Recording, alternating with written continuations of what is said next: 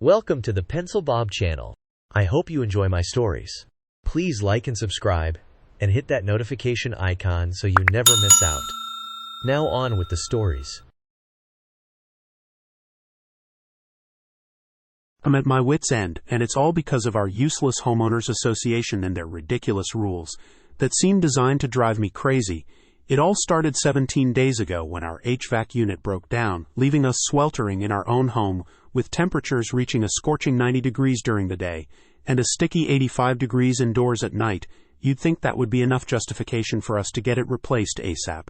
But nope, not according to our lovely HOA. We hired a reputable contractor who provided all the necessary documents, including proof of insurance, COI, for themselves and the crane company they'd be working with. You know, just in case anyone got hurt while installing our new unit or damaged any neighboring properties. But after countless emails and phone calls, leaving voicemails that went unanswered, we still haven't gotten any response from property management giving us the green light to proceed with the replacement. Last night was my breaking point. Our two poor dogs were panting so hard they looked like they were about to collapse from heat exhaustion right before our eyes. So I wrote an email, more like a desperate plea, begging property management to approve our request already. You can imagine my shock when, instead of getting some kind of sympathy or understanding from President Bob, or whatever his name is, he replied by telling me that our application was incomplete. According to him, we didn't follow procedure or provide all necessary documents. Newsflash, we did, but apparently that wasn't good enough. To add insult to injury, Bob went on about how we should have read our CC&Rs, community covenants and restrictions, which, surprise, we never received. Who does that? Keeps crucial documents from homeowners? Do they really expect us all just to magically guess what's what? Now we're stuck waiting even longer while our poor contractor scrambles around gathering additional paperwork, permits this and that, bidding sheets galore. Can you believe it? We pay an astronomical $820 per month in HOA fees for this level of incompetence. Meanwhile, back here at ground zero, aka my sweltering living room filled with wilting plants and heat-stressed pets, life goes on. Oh wait, no it doesn't. At least not until someone decides it's okay for us humans, and animals, living here to breathe again in peace. For instance, last week when temps reached new record highs and electricity consumption skyrocketed, and bills along with it, it got me thinking about the amount of control the HOA has over us. It's insane. They regulate every tiny aspect of our lives here, from the color of our front doors to the kind of flowers we can plant in our yards. And now they're essentially controlling our ability to stay cool in our own home. One day, I went outside to cool off, as if the outdoor 90 degrees were any better, and I ran into my neighbor, Sarah. She's been through the HOA ringer herself and had a few horror stories to share. Apparently, she once got fined for having her trash cans out a few hours too early. Can you believe that? She tried to fight it, but the HOA wouldn't budge. They're like this unyielding monolith, completely indifferent to the real lives and struggles of the people living here. We chatted for a while, mostly commiserating over the HOA's nonsense. It was kind of comforting to know I wasn't alone in this mess. Sarah suggested banding together with other neighbors to form some kind of resistance. I mean, it sounded a bit dramatic, but desperate times call for desperate measures, right? That night, back in my oven of a house, I started drafting a plan. First, I would gather more neighbors who were fed up with the HOA. Then maybe we could present a united front and demand some changes. I posted a message on our community's online forum outlining our HVAC nightmare and asking if anyone else had similar grievances. The response was overwhelming. Within hours, there were dozens of replies from people sharing their own HOA horror stories. Everything from unfair fines to delayed approvals for essential repairs. It felt like we were onto something. Maybe if enough of us banded together, we could actually make a difference. But then, as if on cue, President Bob chimed in on the forum.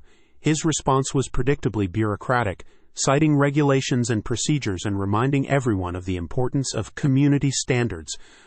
Give me a break. Despite Bob's predictable pushback, the outpouring of support from my neighbors was encouraging. We decided to hold a meeting to discuss our next steps. It was set for the upcoming Saturday at my place. I figured if we had to sweat it out, we might as well do it together. Saturday arrived, and so did a surprising number of neighbors. My living room was packed with sweaty, frustrated people, all eager to vent and brainstorm solutions. It was kind of surreal, seeing this community come together over a shared sense of frustration and injustice. We talked about our experiences, shared tips on dealing with the HOA, and discussed possible actions we could take. One suggestion was to attend the next HOA board meeting en masse and present our grievances directly to the board. Another idea was to start a petition demanding more transparency and accountability from the HOA. We even floated the idea of trying to replace some of the board members with people who actually cared about the residents' well-being.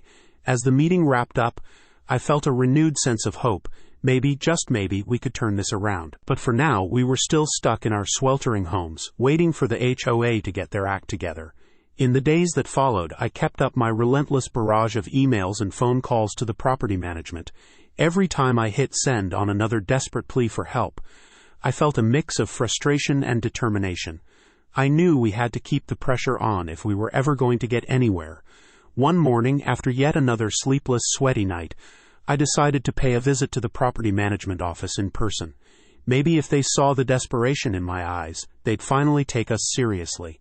I walked in, half expecting to be thrown out for being a nuisance, but to my surprise, the receptionist actually seemed sympathetic. She promised to escalate our case and get back to me by the end of the day. Of course, by the end of the day, there was no call. I wasn't surprised, but I was definitely disappointed. It felt like every step forward was met with 2 steps back. But at least I had my neighbors and our makeshift coalition to keep me going. That evening, as the temperature in the house climbed once again, I sat down with my partner and our poor overheated dogs. We talked about our next moves, trying to stay positive despite the oppressive heat. We'd come this far, and giving up wasn't an option. Days turned into weeks, and the battle with the HOA continued. We kept pushing, kept demanding answers, and kept supporting each other. It was exhausting, both physically and mentally, but knowing we weren't alone made it a little more bearable. Every night I lay in bed, drenched in sweat, dreaming of the day when our new HVAC unit would finally be installed. It was a small thing, really, but in that moment it felt like the key to our survival. And as I drifted off into a restless sleep, I held on to that hope, praying that the next day would bring a breakthrough. So here we are, still waiting, still fighting, still hoping. The HOA may have the upper hand for now, but they've underestimated the power of a community united by a common cause. We'll keep pushing, keep demanding what's rightfully ours, and someday soon we'll have our cool, comfortable home back. And when that day comes, we'll know that we earned it through sheer determination and the support of our amazing neighbors. Which state are you currently in? Your HOA should have prioritized expediting repairs like this, ensuring they are completed within days rather than dragging the process out for over 2 weeks. It seems like they're playing games with power and authority, which is unacceptable. Frankly, I would strongly advise getting legal counsel involved. I have 2 senior dogs, one of whom suffers from heart disease, and I've had to convert our home into a makeshift cold room just so they can breathe comfortably. If the HOA president is trying to exert dominance in this situation, they would quickly realize the gravity of their actions. Oh my God, this situation is incredibly dangerous. It's absolutely critical that you take immediate action by sending formal letters or emails to them, urgently warning them of the gravity of their actions. Clearly communicate that their reckless behavior has directly endangered your family's safety. Stress the severity of the consequences. If anything were to happen to your loved ones, you are fully prepared to pursue them through legal channels for damages. Make it explicitly clear that you are willing to pursue both civil litigation to seek financial compensation and criminal charges to hold them accountable for jeopardizing your family's well-being. It's imperative they understand the serious repercussions of their actions and the legal measures you are prepared to take to ensure your family's safety.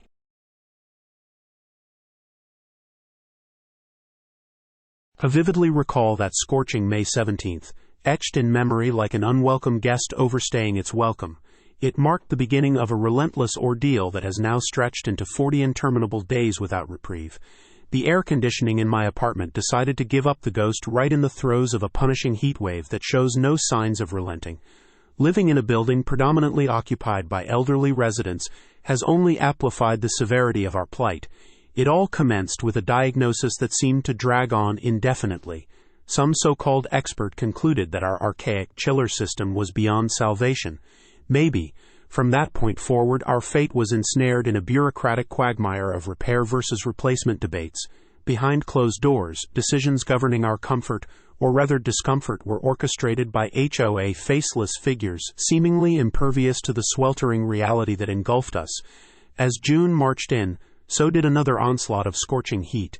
Day after day, the mercury soared into the triple digits, transforming my once cozy sanctuary into a stifling furnace. Every surface radiated heat, every breath drew in thick, stagnant air.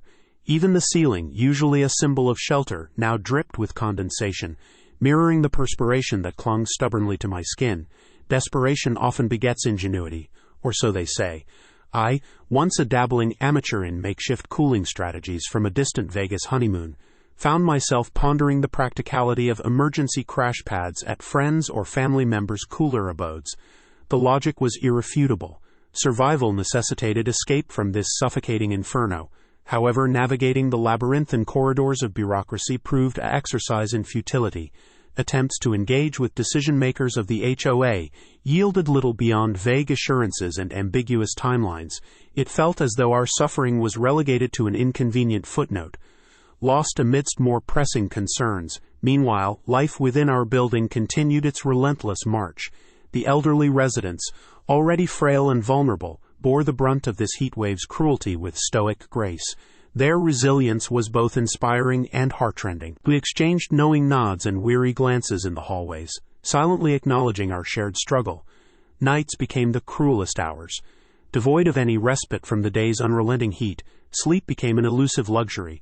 I tossed and turned on sweat-soaked sheets, serenaded by the feeble hum of fans offering scant relief. The mere notion of a cool breeze seemed a distant memory, a fleeting dream that taunted with its ephemeral presence. Amidst the stifling monotony, routine became my tether. Mornings began with futile attempts to coax open windows that yielded no solace, followed by checking weather forecasts in vain hope of a reprieve. Each day unfolded predictably, yet each brought deeper resignation. In fleeting moments of respite, I found myself reminiscing about past summers when heat was a minor inconvenience rather than a relentless adversary. I yearned for the simple pleasure of sipping a cool drink on a shaded porch or basking in the gentle embrace of a summer evening breeze. Those memories, once taken for granted, now evoked a bittersweet nostalgia tinged with longing. As July loomed ominously on the horizon, I couldn't help but wonder how much longer this ordeal would endure. Would relief finally materialize, or were we fated to languish in this sweltering purgatory indefinitely? The uncertainty weighed heavily, casting a pall over even the faintest glimmers of hope. And so we waited. Alongside my neighbors, we endured each day with a grim determination forged by necessity. Time was measured not by the calendar, but by the unyielding heat that pervaded every facet of our existence.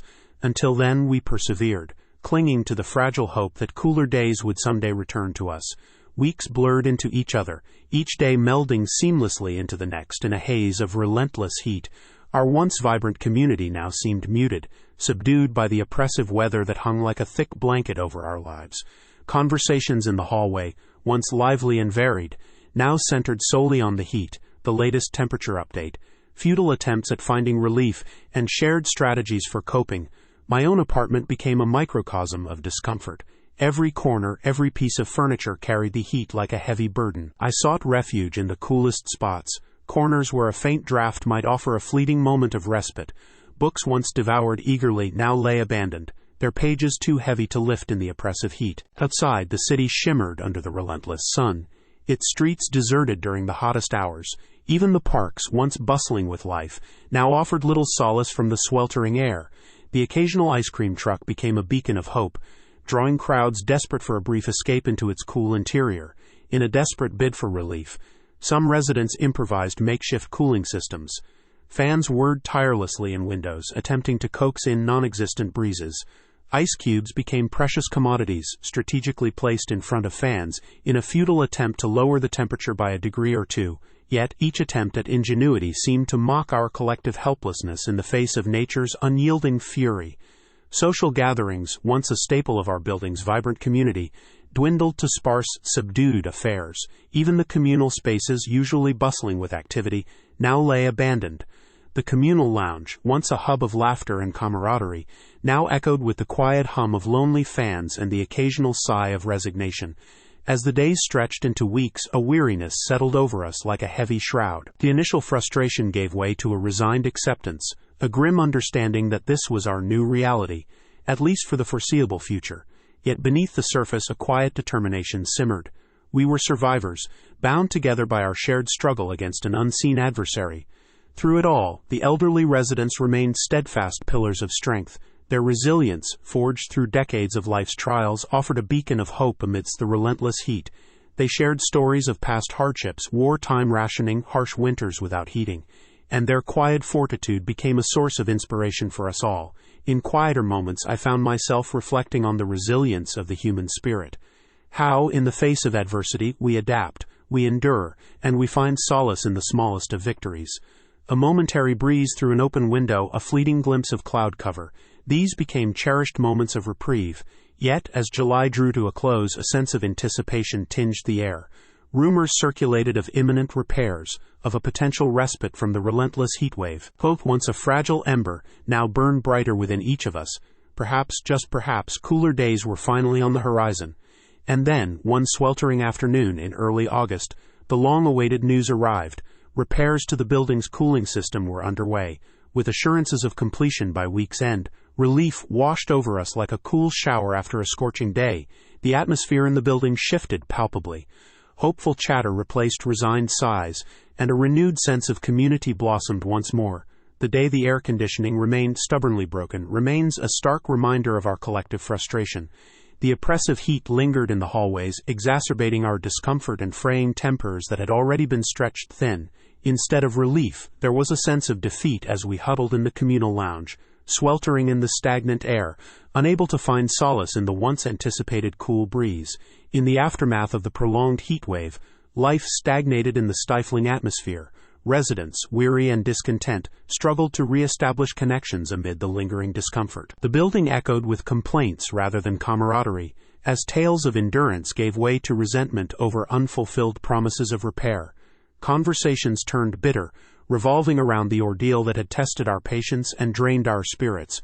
Reflecting on those interminable days, I realize now that our experience was more than a weather anomaly. It was a testament to our vulnerability, the strain on our community, and the fragility of hope amidst adversity. We emerged disheartened, our unity strained, and forever mindful of the absence of relief on those relentlessly hot days. If you have elderly residents living without air conditioning, it's crucial to take immediate action to protect their health and well-being. Start by contacting your local Health and Human Services Department immediately. They can provide support and resources to ensure the elderly receive the necessary assistance. Additionally, power companies maintain lists of vulnerable individuals, including the elderly and disabled, prioritizing their HVAC and power restoration during emergencies to safeguard their comfort and safety. Taking swift action can prevent serious health risks and ensure that vulnerable individuals receive the help they urgently need. If repairs are not completed promptly, it may be necessary to seek legal advice from an attorney specializing in these matters. Many attorneys offer free consultations, and if legal action is pursued, the party at fault could be held liable for their fees. Additionally, reaching out to local news stations can be effective. They often feature segments dedicated to consumer issues, such as the one titled On Your Side, which can prompt swift resolutions. Companies are often motivated to act quickly when their actions are publicized, particularly when it involves vulnerable individuals like the elderly, to avoid negative public perception and legal repercussions. Taking these steps can help ensure that necessary repairs are prioritized and completed without further delay. Given that the board members themselves reside in the building without air conditioning, it raises concerns about the Homeowners Association's financial capability to fund repairs, especially if they are already burdened by a significant special assessment from a previous financial shortfall. Threatening legal action may seem futile under these circumstances, as the board might dismiss it with a resigned acknowledgement of their financial limitations. They may respond with something akin to, "Sure, go ahead, but it's just another expense we can't afford to address right now," reflecting the overwhelming financial strain they are under.